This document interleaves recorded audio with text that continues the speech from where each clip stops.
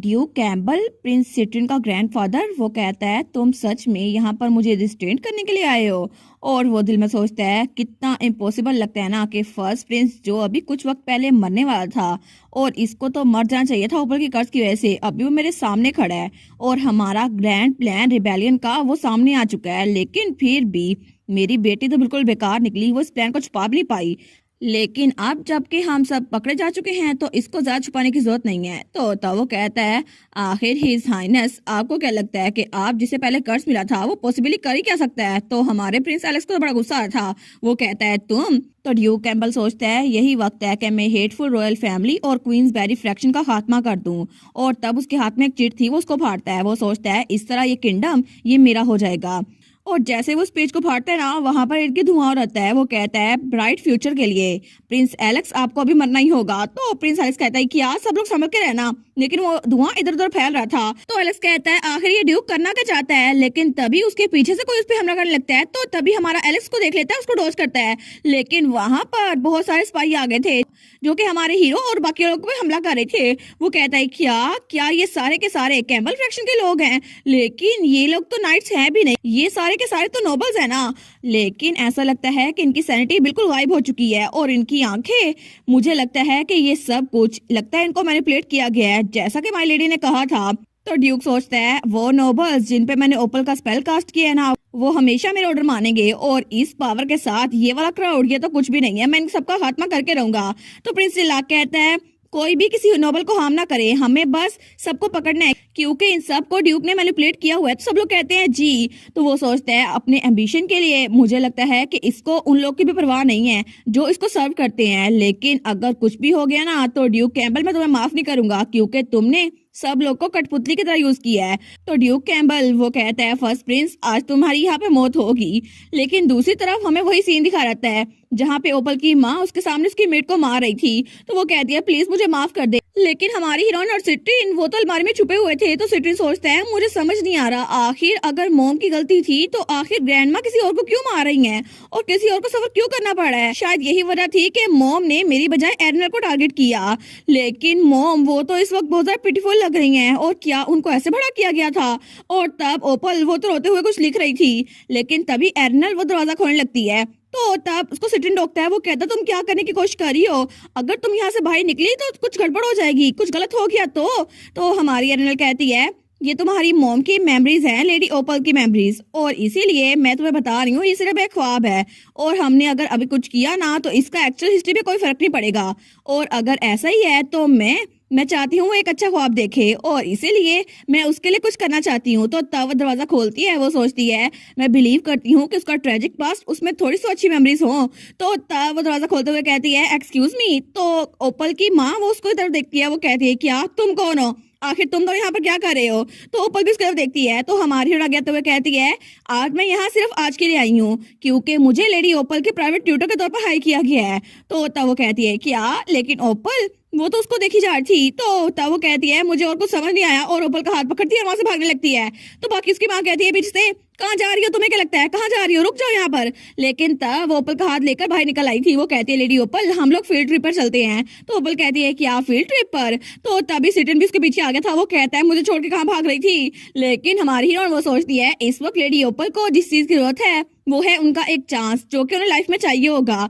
और तब थोड़ी देर बाद वो लोग बग्गी में शहर में आ चुके थे। तो हमारी हीरोइन कहती है कैरिज का सफर तो मुझे कभी पसंद नहीं रहा, मेरे ऐसे कंधे अकड़ गए हैं। लेकिन तब ओपल कहती है क्या ये सच में ठीक रहेगा। तो हमारी हीरोइन कहती है हाँ हाँ बिल्कुल ठीक रहेगा।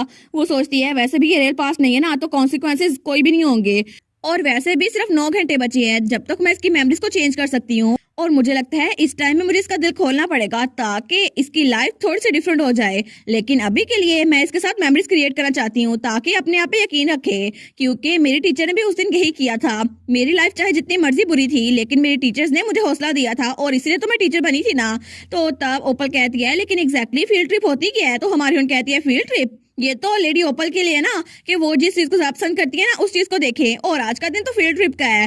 तो तब सिटिन पीछे से कहता है क्या बात कर रही है ये, और वो कहता है ये कोई क्लास नहीं है, अगर क्लास है तो इसे पढ़ाई करना चाहिए ना। वो कहती है नहीं नहीं, स्टडी का मतलब सिर्फ ये नहीं होता कि नॉलेज इकट्ठी की जाए, इसका मतलब होता है कभी कभार खुद से सोचना और वो जो आप ढूंढना जो आप ढूंढ रहे हैं, और एक बार आपको पता चल गया आप किस चीज में माहिर है फिर आपको खुद भी यकीन हो जाएगा। और इसके अलावा वो टाइम किसी ऐसे के साथ शेयर करना जिसको आप बहुत ज्यादा पसंद करते हैं, ये बहुत ज्यादा इंपॉर्टेंट लेसन है।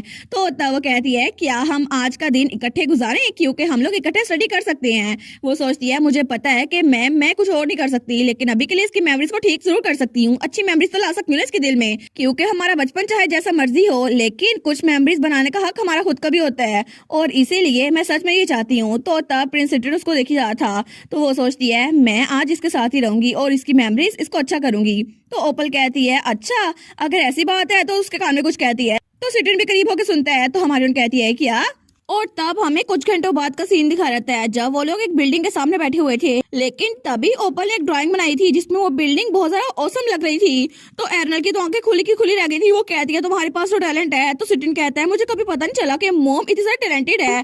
तो सिटिन की मॉम ओपल कहती है लेकिन अगर मैं क्वीन बन गई तो मैं कभी ड्रॉ नहीं कर सकती। तो हमारी कहती है नहीं नहीं ये सच नहीं है, क्वीन की भी तो हॉबीज होती है जैसे ड्राइंग।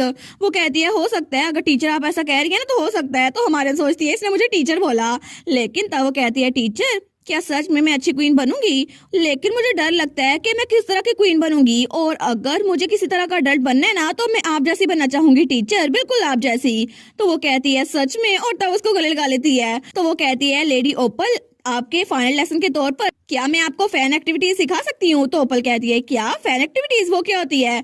तो सिटिन उसको घूर के देखता है। वो सोचता है देखो जैसे पहले मुझे बताया था ना बिल्कुल वैसे ही मेरी मॉम को भी कुछ खाने वाली है। लेकिन तब थोड़ी देर बाद हमारी हीरोइन टाइटैनिक वाला पोज किए हुए थी सिटिन के साथ, और उसकी मॉम ड्राइंग बना रही थी ओपल, और थोड़ी देर बाद एक और पोज, और तब भी ओपल ड्राइंग बना रही थी। लेकिन तब ओपल हमारी हीरोइन को देख रही थी जो कि स्माइल कर रही थी। तो तब वो सिटिन को छोड़कर सिर्फ हमारी हीरोइन की ड्राइंग बनाती है क्योंकि उसको उसके साथ अपनी एक दोस्त मिल गई थी। और उसी वक्त दूसरी तरफ वहां पर जंग का माहौल था और एलेक्स और उसके सिपाही बाकी लोगों के साथ लड़ी जा रहे थे, लेकिन एलेक्स वो तो हार रहा था। वो सोचता है ये लोग तो बहुत ज्यादा है, लेकिन तभी उसके गले में जो लॉकेट था ना उसके अंदर जो फूल था उसमें से फिर से रोशनी निकलती है और इर्द गिर्द फैलने लगती है। तो ड्यूक कैमल कहता है कि यार ये डैम लाइट ये आखिर है क्या चीज। तो वो सोचता है कि यार ये लाइट फिर से, ये तो वही लाइट है ना जब पिछली बार आई थी। लेकिन तब जब वो सामने देखते ना तो सब लोग जो ब्लैक मैजिक के अंडर थे वो बेहोश हो चुके थे। तो वो कहता है कि यार ये फिर से काम कर गया, लेकिन वो कहता है आखिर हुआ क्या। तो उसका नाइट कहता है मुझे खुद नहीं पता, लेकिन उस लाइट की वजह से ये लोग बेहोश हो गए। तो ड्यूक कैम्बल कहता है आखिर तुम लोग ऐसा कैसे कर सकते हो, तुम लोग अपने आप को कैम्बल फ्रैक्शन कैसे कह सकते हो, तुम लोग इतनी जल्दी क्यों हार गए, जल्दी करो उठो और प्रिंस को मार दो। लेकिन तब प्रिंस एलेक्स कहता है ऐसा लगता है कि टेबल्स बिल्कुल टर्न आउट हो गए हैं क्योंकि आप तो हार चुके हैं ड्यूक कैम्बल। तो तब वहां से भागने लगता है। वो सोचता है ओपल वो बेवकूफ लड़की, उसकी वजह से कुछ भी ठीक नहीं हुआ। तो एलेक्स कहता है ड्यू को भागने मत देना। वो कहता है जी सर। और तब वो सोचता है माय लेडी क्या इस बार भी आपने मुझे प्रोटेक्ट किया। और दूसरी तरफ हमारी हीरोइन वो कहती है मैं तुम्हें फैन एक्टिविटीज के बारे में बताऊं। तो ओपल कहती है फैन एक्टिविटीज क्या होती हैं। तो सिटिन सोचता है क्या ये पहले की तरह बताने वाली है जब इसने मुझे मेरे भाई के बारे में बताया था कि वो उसकी फैन है। तो तब हमारी हीरोइन कहती है वेल सबसे पहले, और तब उसको सब कुछ बताना शुरू करती है कि जिसके तुम फैन होते हो ना उसकी हर एक चीज संभाल के रखनी चाहिए और तुम्हें वो बहुत ज्यादा पसंद होता है। और तब ओपल तो बड़े गौर से ये सारी बातें सुन रही थी, लेकिन सिट्रिन वो सोचता है ये फिर से शुरू हो गई। लेकिन तब हमारी हीरोइन वो कहती है आखिर में मैं तुम्हें बताऊं फैन एक्टिविटीज वो तो मेरा रिलीजन है, मेरा वर्ल्ड है, मेरी लाइट है, इसका ये मतलब होता है।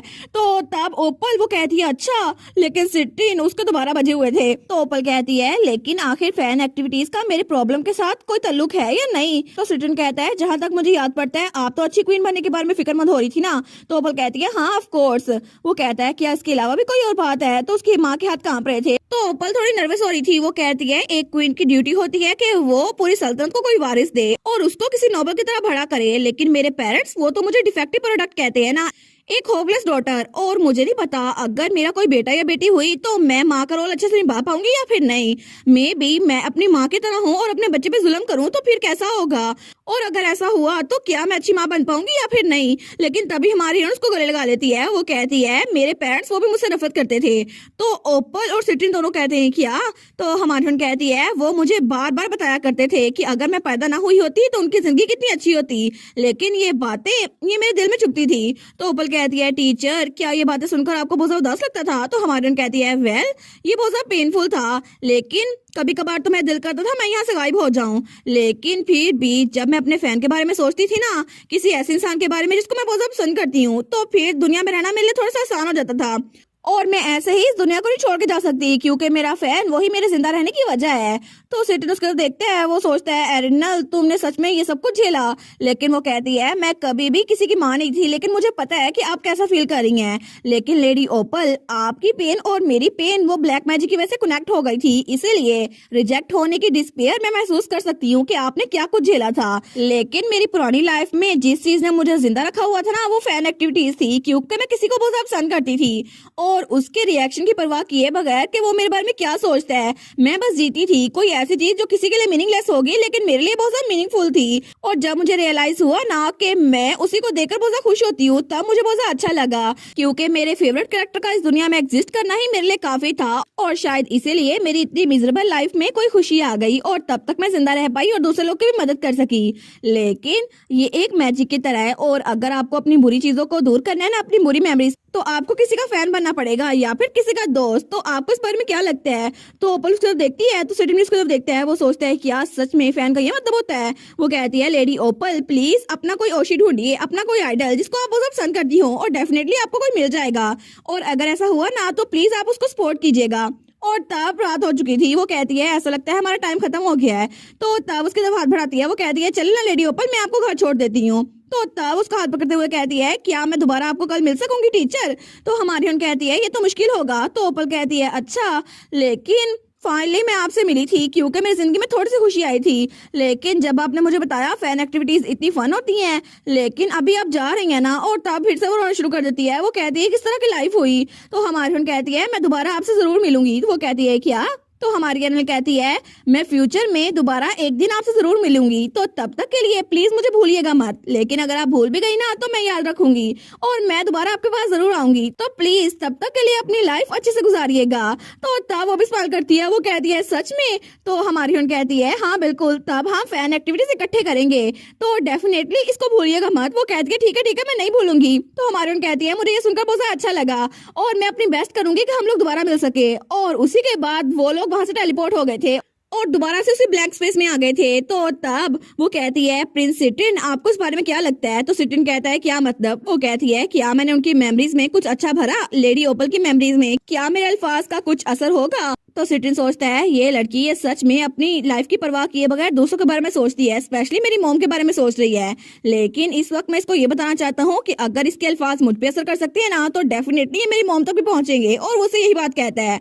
तो वो कहता है आपके अल्फाज मुझे बहुत ज्यादा अच्छे लगे थे और मेरी मॉम वो भी मेरी मॉम ही है ना, तो उनको भी ये सब कुछ बहुत ज्यादा अच्छा लगा होगा। और वो दिल में सोचता है मैं एरिनल को प्रोटेक्ट करूंगा। तो वो कहती है सच में? वो सोचता है क्योंकि ये एक ऐसी लड़की है जो सच में बहुत ज्यादा काइंड है और हमेशा अपने आप को आखिर में रखती है, लेकिन मैं सच में इसके लिए स्ट्रॉन्गर बनना चाहता हूँ। और तब उसका हाथ पकड़ता है, लेकिन तभी वो लोग दोबारा से उस जगह पे पहुंच गए थे जहाँ पे ये सब कुछ शुरू हुआ था और वो ब्लैक मैजिक की बुक भी वहीं पे पड़ी हुई थी। वो सोचती है क्या हम लोग वापस आ गए? लेकिन तभी उसकी आंख खुलती है और उसके साथ ही लेडी ओपल पड़ी हुई थी। वो कहती है लेडी ओपल, वो सोचती है क्या मेरी मेमोरी ओवरराइड ये काम कर गया और क्या उनको पछतावा होगा जो कुछ उन्होंने किया था? तो तब वो कहती है गुड मॉर्निंग लेडी ओपल। वो सोचती है आई होप मेरे अल्फाज उन तक पहुंच जाए, लेकिन तभी क्वीन उसकी भी आंख खुल रही थी। तो वो सोचती है मैंने उनको फन एक्टिविटीज के बारे में बताया और सब कुछ के बारे में, उनकी लाइफ में थोड़ी सी स्माइल लेकर आई थी, लेकिन क्या उनको मैं याद होंगी? तो तब क्वीन उसकी आंखें खुलती है और वो रो रही थी। वो कहती है टीचर मैं आपसे कब से मिलना चाहती थी। तो हमारी वो भी स्माइल करती है। वो कहती है सच में मैं आपको कितनी देर से देखना चाहती थी, मैंने कसम खाई थी मैं वेट करूंगी, लेकिन क्या आप मुझे भूल तो नहीं गई? तो हमारी स्माइल कर कहती है नहीं बिल्कुल भी नहीं, और तब उसको गले लगाती है। वो कहती है थैंक यू सो मच मेरा इंतजार करने के लिए लेडी ओपल। और इसी के साथ ये वाला पार्ट यहीं पर ख़त्म। तो आप लोग बताइएगा आप लोग को ये पार्ट कैसा लगा, और वीडियो को लाइक और चैनल को सब्सक्राइब लाजमी कीजिएगा। बाकी वीडियोस का लिंक भी स्क्रीन पर नज़र आ रहा होगा, तो काइंडली उनको भी चेकआउट कर लें। और thank you so much for watching my videos. Stay safe, bye bye.